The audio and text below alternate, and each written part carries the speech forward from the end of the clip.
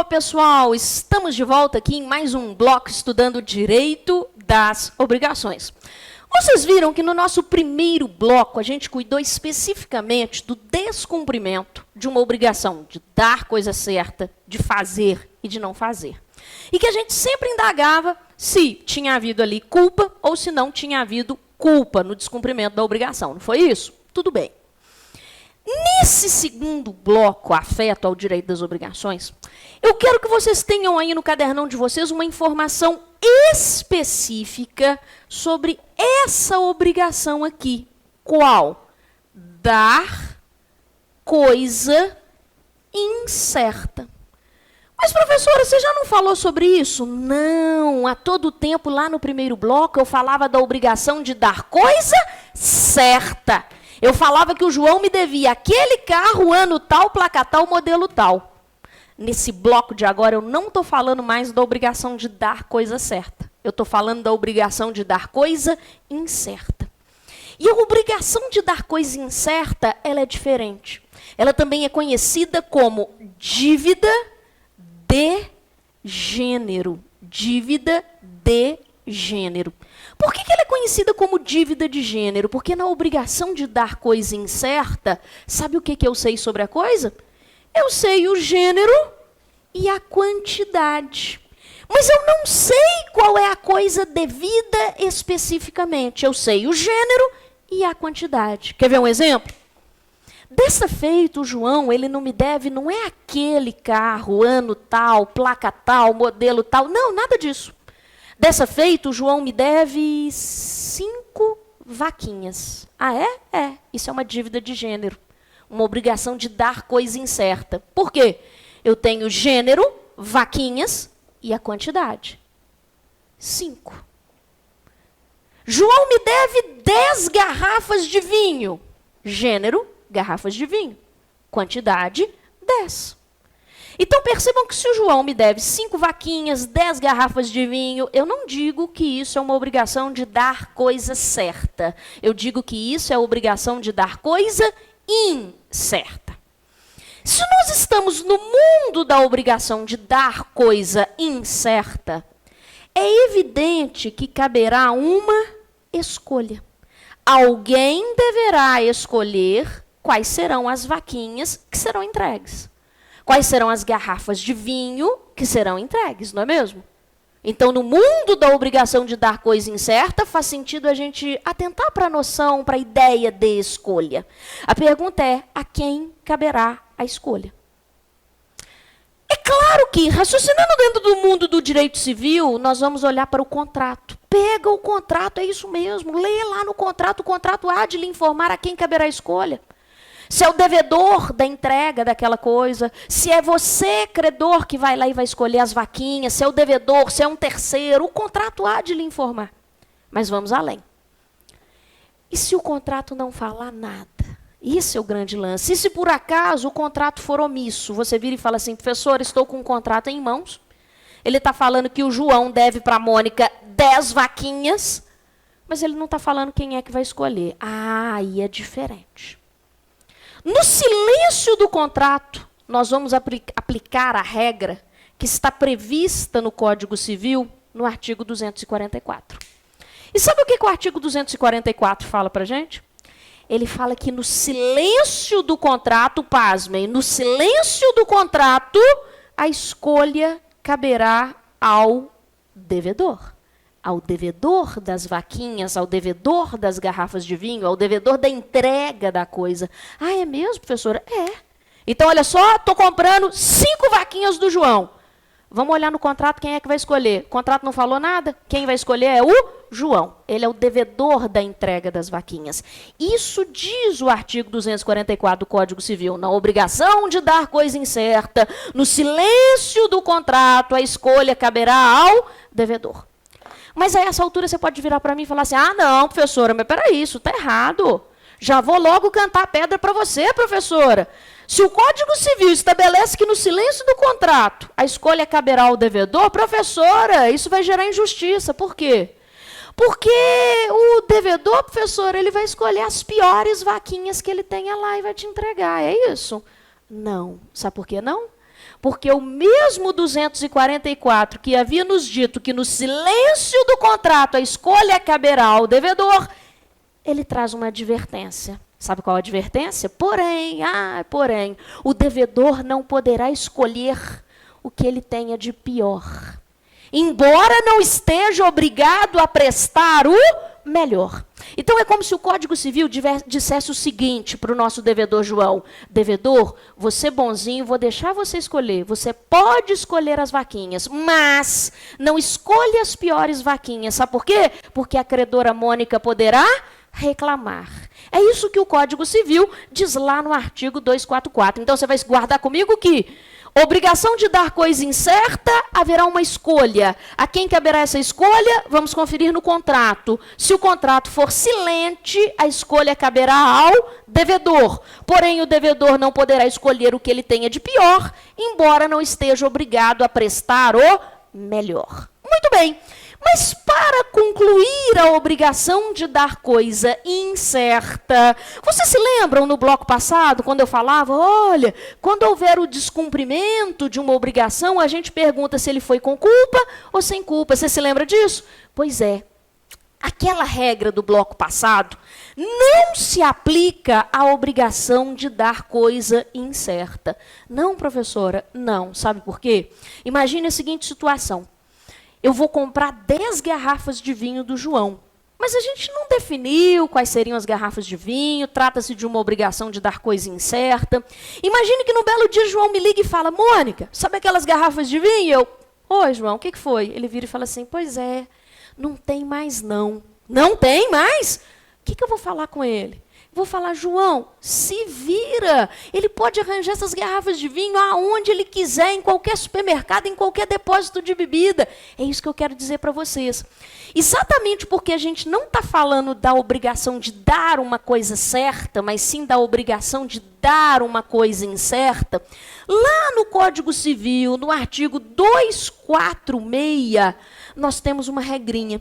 Sabe qual que é a regrinha que está no 246 do Código Civil? A regrinha é a seguinte, gênero não perece. Anota isso aí, gênero não perece. Em latim, genus non perit. Genus non perit. Professor, o que significa isso? Dizer que no artigo 246 eu tenho a regra de que gênero não perece, genus non perit. Significa que, na obrigação de dar coisa incerta, um devedor ele não pode alegar que a coisa se perdeu. Veja comigo, não faz sentido que uma coisa que seja incerta venha se perder. Veja comigo, a coisa incerta não admite a noção de perda. Apenas aquilo que é certo admite a noção de perda. Aquilo que é incerto, não faz sentido eu falar que uma coisa incerta se perdeu. Então, por isso que a gente diz, gênero não se perde, genus non perit. É por isso que o artigo 246 do Código Civil diz, antes da escolha, não poderá o devedor alegar a perda da coisa. Ainda que por caso fortuito ou força maior, ainda que sem culpa dele, ele não pode alegar que a coisa se perdeu. Então veja bem comigo, para resumir o nosso papo. Se na prova eu tenho uma obrigação de dar, primeira coisa que eu identifico é se essa obrigação é de dar uma coisa certa ou se é de dar uma coisa incerta. Em se tratando da obrigação de dar coisa certa, se houver o seu descumprimento, eu pergunto se o descumprimento foi com culpa ou sem culpa. Porque se houver culpa do devedor, o credor poderá exigir indenização por perdas e danos. Agora, se na prova eu tenho uma obrigação de dar coisa incerta, o devedor, ele nunca poderá alegar que a coisa se perdeu. Ele tem que se virar e arranjar alguma coisa para entregar para o credor. Por quê? Porque na obrigação de dar coisa incerta, na chamada dívida de gênero, o que eu tenho é o gênero e a quantidade apenas, não é mesmo? E daí que não faz sentido que uma coisa incerta venha a se perder. Concluindo, eu aplico a regra de que o gênero não se perde. Essa é a ideia, ok? Com isso, meus amigos, nós fechamos os objetos das obrigações e o consequente inadimplemento, o consequente descumprimento dessas obrigações. Colocado isso, você vai para um segundo ponto desse bloco. Sabe o que a gente vai estudar agora? A gente vai estudar as modalidades das obrigações. Então, coloca aí no cadernão o seguinte título: Modalidades das obrigações. Existem várias modalidades das obrigações, mas aqui eu vou me ater àquelas mais importantes, aquelas mais recorrentes em exame de ordem. Então, coloca lá, modalidades das obrigações. Sabe qual que é a primeira coisa que eu tenho que te contar? Bom, a primeira coisa que eu tenho que te contar é que existem, número 1, as chamadas obrigações fracionárias. É isso mesmo. Existem as obrigações fracionárias. E as obrigações fracionárias, elas estão no Código Civil, lá no artigo 257, e elas vão decorrer de uma presunção. Anota essa informação. As obrigações fracionárias estão no Código Civil, no artigo 257, e elas decorrem de uma presunção.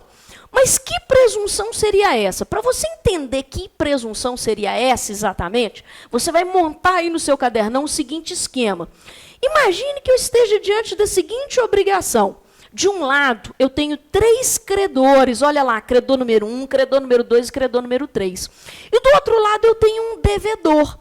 Para facilitar o nosso exemplo, imagine que esse devedor esteja devendo R$90 aos seus 3 credores. Pode acontecer isso? Pode. Olha só, o João deve R$90 para Maria, para o Antônio e para o José. Pode acontecer? Claro que pode. A pergunta é, a primeira coisa que a gente deve identificar é a prestação. Então, pergunte comigo. Essa prestação, ela é divisível ou indivisível? Por quê? Porque aqui nós vamos ter um detalhe interessante. Veja bem, R$90.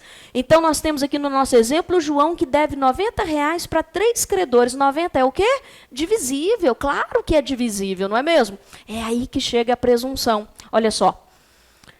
Se a prestação for divisível, igual está aqui no nosso exemplo, nós devemos presumir que qualquer credor apenas poderá cobrar, apenas poderá exigir o valor correspondente à sua fração ou cota parte. Então, vou repetir.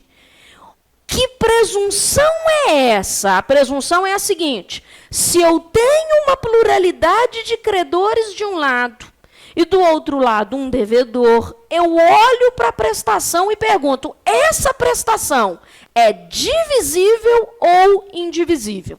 Se eu encontrar a resposta de que essa prestação é divisível, eu devo presumir que qualquer credor poderá cobrar apenas o valor correspondente à sua fração ou cota parte. Então, no exemplo dado, o credor número 1 ele pode ir atrás do devedor e pode cobrar apenas 30.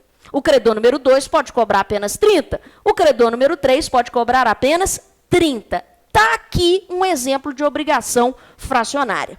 Mas a essa altura, você está olhando para esse exemplo aqui pensando, professora, o exemplo que você colocou aí no quadro, nesse exemplo, havia uma pluralidade de credores. Mas e se fosse o contrário? Como assim o contrário? E se a pluralidade fosse no polo passivo? E se a pluralidade fosse de devedores? Ora, o raciocínio seria o mesmo. Me acompanhe. Imagine que de um lado eu tenha um credor e do outro lado 3 devedores. Então, eu tenho o José, o Antônio e a Maria. Eles devem R$90 ao credor João. Isso pode acontecer? Claro que sim. Eu tenho uma pluralidade, só que agora é no polo passivo. O que vai acontecer agora? Bom, eu foco na prestação. E qual que é a perguntinha que você formula? Você pergunta se a prestação é divisível ou indivisível. Se você concluir que a prestação é divisível, você deve presumir que qualquer devedor apenas poderá cobrar o valor correspondente à sua fração ou cota parte. Como assim? Quando esse credor for atrás do devedor número 1, ele pode cobrar apenas 30. Quando ele for atrás do devedor número 2, ele pode cobrar apenas 30. Quando ele for atrás do devedor número 3, ele pode cobrar apenas 30. Então, o raciocínio é exatamente o mesmo. A obrigação fracionária, prevista no artigo 257 do Código Civil, ela é muito tranquila, é muito fácil de ser compreendida. Como é que é mesmo? Obrigação fracionária decorre de uma presunção. Que presunção que é essa? Olho para o objeto da prestação.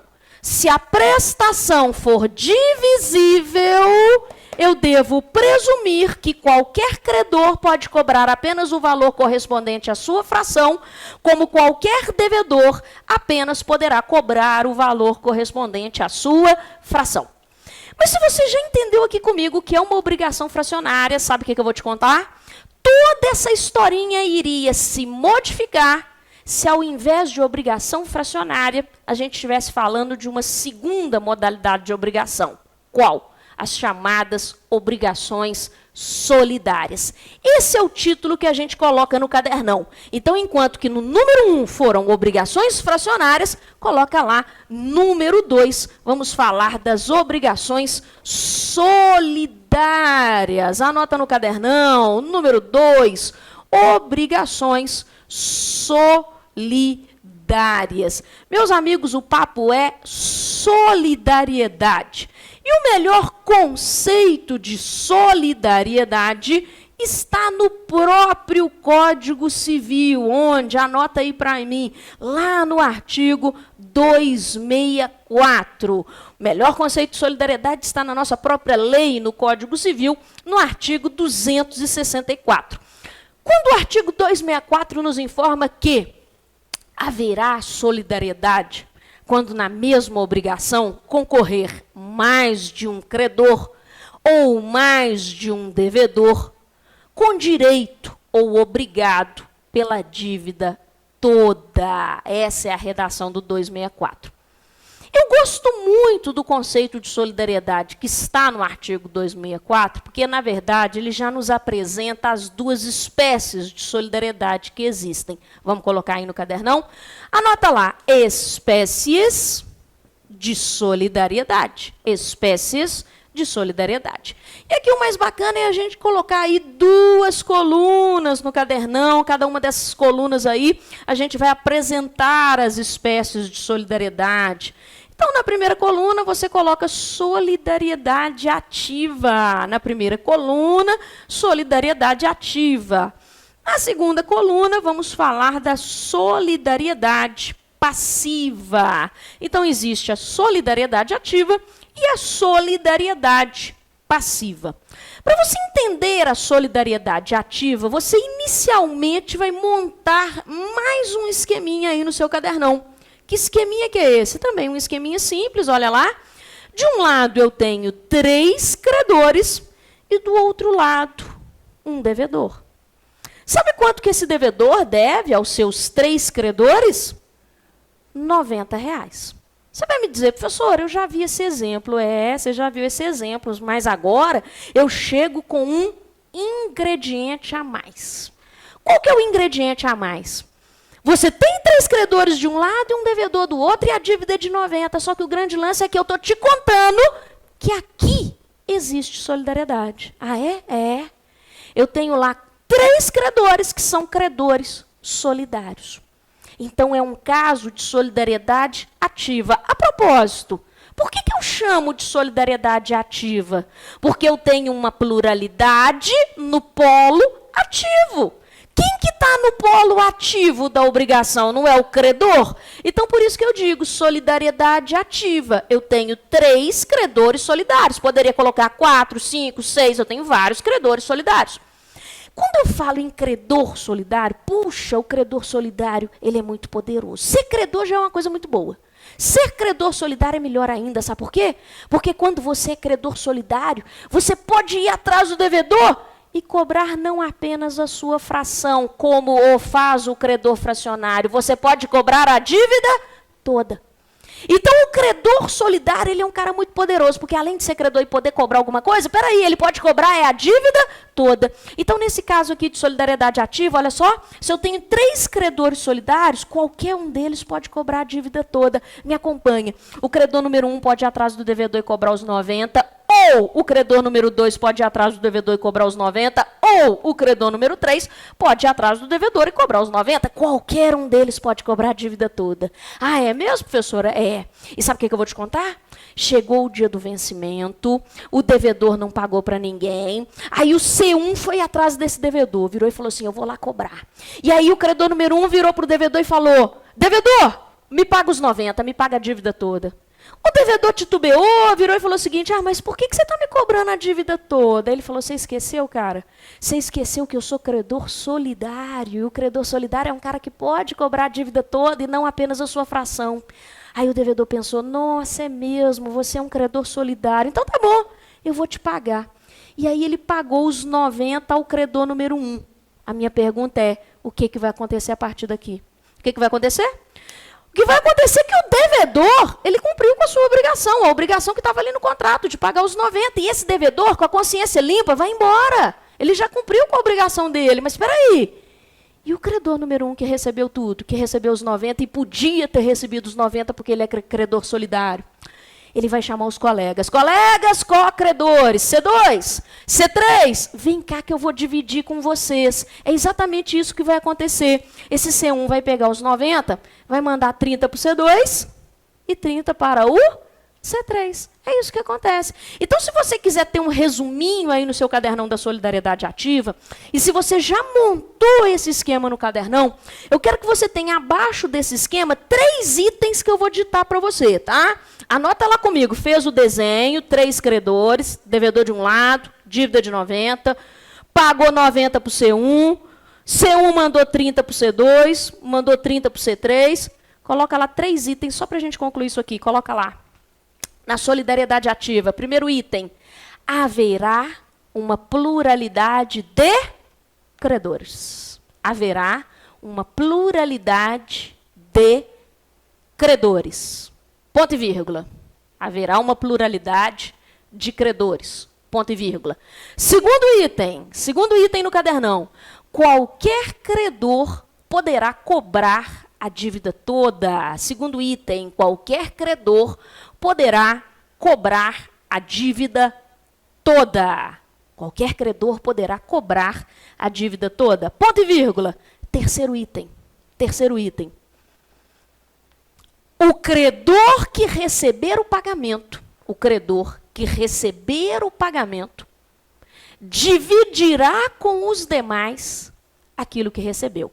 O credor que recebeu o pagamento dividirá com os demais aquilo que recebeu. Ponto final. Então, você colocou 3 itens para explicar a solidariedade ativa para mim. Primeiro item, haverá uma pluralidade de credores. Segundo item, qualquer credor pode cobrar a dívida toda. Terceiro item, aquele que recebeu o pagamento dividirá com os demais aquilo que recebeu. Muito bem. Se você já entendeu a solidariedade ativa, vem comigo para a segunda espécie de solidariedade, a solidariedade passiva. Na solidariedade passiva, e daí o nome solidariedade passiva, você também tem uma pluralidade de pessoas, só que é no polo passivo, no polo do devedor. Então, você vai começar montando um esquema no cadernão aí para mim. Imagine que a gente tenha um credor de um lado, e olha, lá no polo passivo, uma pluralidade de devedores. Estou colocando 3 devedores. Poderia deixar só 2, colocar 4, 5. Vou colocar 3. Imagine que eu tenha 3 devedores e a dívida seja de 90. E eu vou te contar mais. Olha o ingrediente a mais aqui na nossa historinha. São devedores solidários. E o que significa ser devedor solidário? É muito ruim ser devedor. Ser devedor já é uma droga. Ser devedor solidário é o fim do mundo. Sabe por quê? Porque quando você é devedor solidário, pode ser cobrado pela dívida toda. E não apenas pela sua fração. E não apenas pela sua cota à parte, igual acontece na obrigação fracionária. Na obrigação solidária, você é devedor solidário, você é responsável por toda a obrigação. Então, nesse caso, se eu tenho 3 devedores solidários, para o credor é ótimo. Por que é ótimo? Porque diante daquele panorama de devedores, ele escolhe o devedor que tem uma condição melhor. Ele vai logo naquele que tem mais grana para cobrar a dívida, não é mesmo? Imagine que no nosso exemplo, o credor olha para o D1 e fala, é esse aqui mesmo, D1, me paga os 90. O D1 vai virar e vai falar assim, por que você está me cobrando 90 e não apenas a minha fração, e não apenas 30? O credor vai lembrá-lo, ora, porque você é um devedor solidário, você se esqueceu? Ele, é mesmo, sou devedor solidário. Esse D1 se lembra que é devedor solidário e fala, realmente, como solidário, eu sou responsável pela dívida toda e quer saber, eu vou pagar. E aí ele paga os 90. No que o D1 paga os 90, o que vai acontecer a partir de agora? Primeiro, o credor vai embora, já está satisfeito, não pode cobrar mais nada de ninguém. O D1, um dos devedores, no caso o D1, já pagou a dívida toda, o credor está satisfeito, foi embora. Tá, e o que vai acontecer com os demais devedores? É claro que o D1 que pagou, ele vai se voltar contra os demais devedores. Ele vai chamar os colegas, ele vai falar, galera, co-devedores, vem cá. Pessoal, eu paguei. D2, manda 30 para mim. D3, manda 30 para mim. Então, é assim que acontece a solidariedade passiva. Eu tenho uma pluralidade de devedores, qualquer um pode ser cobrado pela dívida toda. Aquele que promover o pagamento poderá se voltar contra os demais, exigindo a fração de cada um. O que você vai anotar no cadernão? Coloca 3 itens aí para facilitar o nosso estudo. Primeiro item, sobre solidariedade passiva, anota lá. Haverá uma pluralidade de devedores. Haverá uma pluralidade de devedores. Anotou?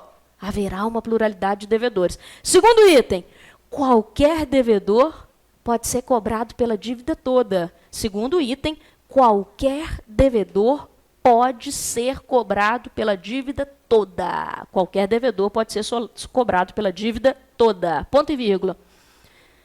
Último item. O devedor que pagar